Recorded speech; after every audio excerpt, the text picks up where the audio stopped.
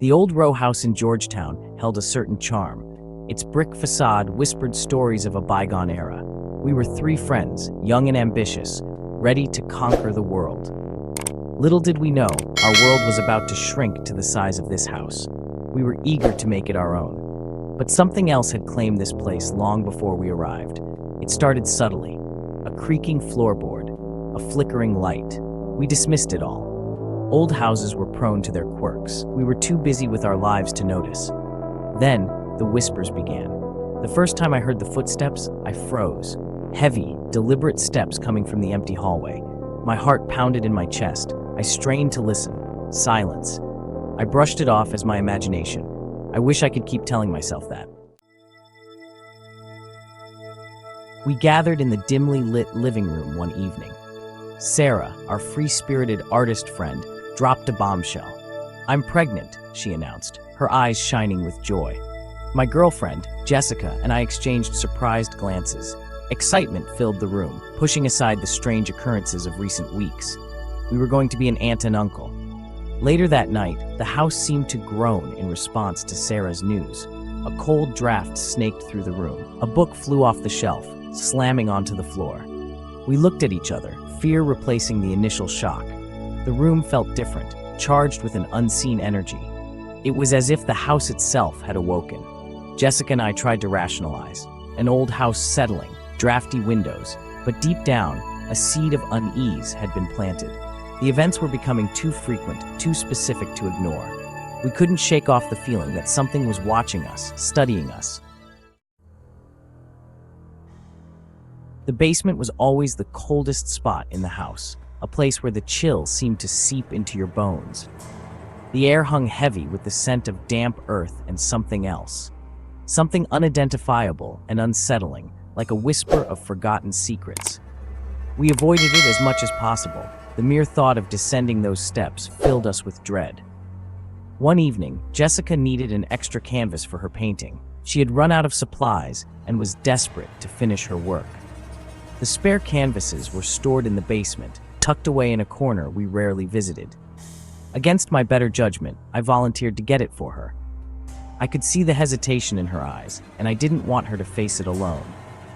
The steps creaked ominously under my weight, each sound echoing through the stillness like a warning. The single light bulb cast long, dancing shadows on the damp stone walls, creating an eerie, almost hypnotic effect. Just as I reached for the canvases, I heard it. A sound that made my heart skip a beat. A soft, guttural growl coming from the darkest corner of the basement. It was low and menacing, sending shivers down my spine. Terror froze me in my tracks. My blood ran cold, and I felt a chill that was deeper than the basement's natural coldness. I fumbled for the light switch, plunging the basement into absolute darkness. Panic surged through me, making my hands shake uncontrollably. I stumbled blindly towards the stairs, my heart pounding in my ears like a drum. Every step felt like an eternity. I burst through the basement door and slammed it shut, my breath coming in ragged gasps. We didn't speak of the basement again. Not after that. The memory of that night lingered, a silent agreement to never venture down there again. As Sarah's pregnancy progressed, so did the strange occurrences. Objects moved on their own. Whispers followed her from room to room. One evening, she screamed, waking Jessica and me in a panic. We rushed to her room to find her trembling, her face pale and drawn. "Someone, or something, touched me," she whispered, her eyes wide with terror. There was no one else in the room. We searched every nook and cranny, but found nothing. We tried to convince ourselves it was a bad dream, but the fear in Sarah's eyes told a different story. The entity, whatever it was, seemed fixated on her. It was as if her pregnancy fueled its energy, amplified its presence. We were living in a nightmare, and the worst part was, we were the only ones who knew it was real. The house had become a prison, each creak and groan, a constant reminder that we were not alone. Section 5. A believer is born. I've always been a skeptic, a man of logic and reason. I prided myself on my ability to find rational explanations for everything. But the events in that house defied all rational explanation. They were beyond anything I had ever encountered. One night, I was working late in my study, surrounded by the comforting hum of my desk lamp. Jessica and Sarah were asleep, their soft breathing a reminder of the innocence I needed to protect. A sudden crash from downstairs shattered the silence, a sound so jarring it felt like the house itself was crying out. My heart jumped into my throat, pounding so loudly I could barely hear anything else. I grabbed the heavy iron poker from beside the fireplace, my hand trembling around its cool metal, a makeshift weapon against the unknown. Slowly, cautiously, I made my way downstairs, each step echoing in the eerie silence. The living room was in chaos, a scene straight out of a nightmare. Furniture overturned, lamps smashed, books strewn across the floor, as if a violent storm had passed through. But the most terrifying sight was the antique mirror that hung above the fireplace, now a fractured remnant of its former self. It was shattered, its shards scattered across the floor like a sinister puzzle, and etched into the remaining sliver of glass was a single word: leave. A message that chilled me to the bone. That was the night I stopped being a skeptic. The night my beliefs were irrevocably changed.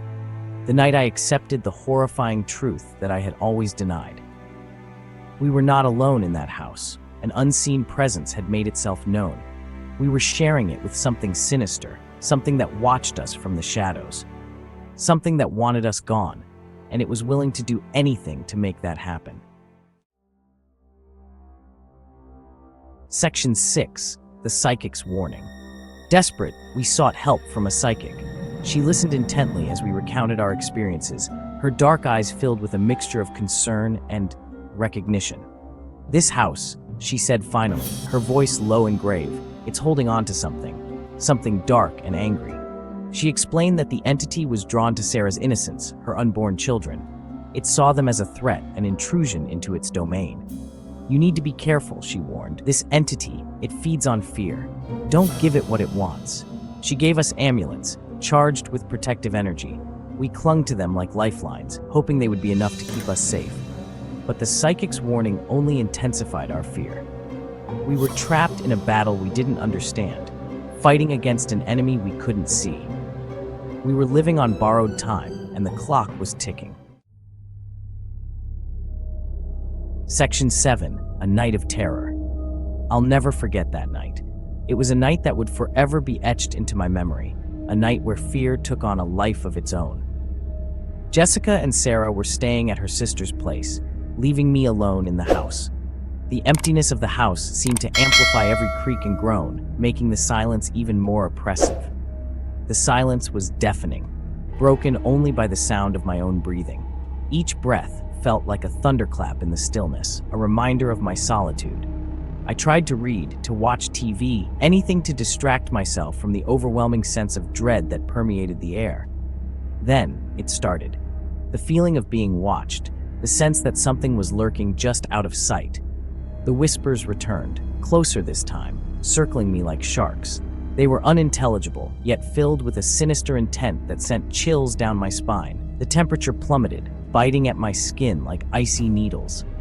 It was as if the very air around me had turned hostile, freezing me to my core. I could feel my heart pounding in my chest, a drumbeat of terror echoing in the silence.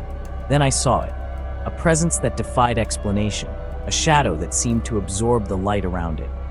A figure, tall and shadowy, standing at the foot of my bed. It was more than just a shadow. It was a manifestation of pure fear. Its eyes glowed an eerie red in the darkness, burning into me with malevolent intensity.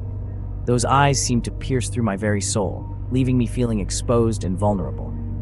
I leaped from the bed, scrambling back until my back hit the wall. My mind raced, trying to comprehend the impossible sight before me. The figure advanced, its form shifting and swirling like smoke. I couldn't breathe. I couldn't scream. It was as if the very air had been sucked out of the room, leaving me gasping for breath. I was paralyzed with fear. My body refused to obey my commands, leaving me a prisoner to the terror that had taken hold of me. Section 8. Refuge at Emily's. I don't know how I escaped that night. I have flashes of memory, fumbling for my keys, the screech of tires as I sped away from the house, the overwhelming relief of seeing the lights of Emily's apartment building. Emily, a friend from work, took me in without question.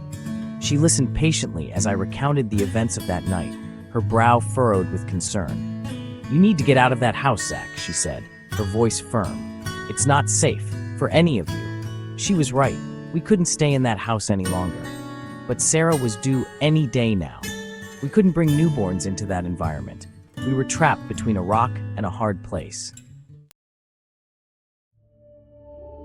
Section 9. The calm after the storm. Then, just as suddenly as it began, it stopped completely. Sarah gave birth to healthy twins, a boy and a girl, bringing joy. The house, once a source of terror, fell silent. No more whispers, no more cold spots, no more shadows lurking in the corners, no more fear. It was as if the birth of the twins had appeased the entity, satisfied its hunger. We moved out shortly after, unable to shake the feeling of unease that lingered in the air. We never experienced anything like that again, thankfully. But the memory of that house and the terror it held stayed with us forever. Section 10. Scars of the unexplained. Years have passed. We've moved on with our lives. I still think about that house sometimes, about the things we saw, the things we felt. I can't explain it. I can't rationalize it. And that's the most unsettling part of it all. I may not believe in ghosts, but I know this. There are forces at work in this world that we don't understand, forces that can touch our lives in ways we never imagined. The house in Georgetown was a stark reminder of that. A reminder that sometimes the most terrifying things are the ones we can't explain.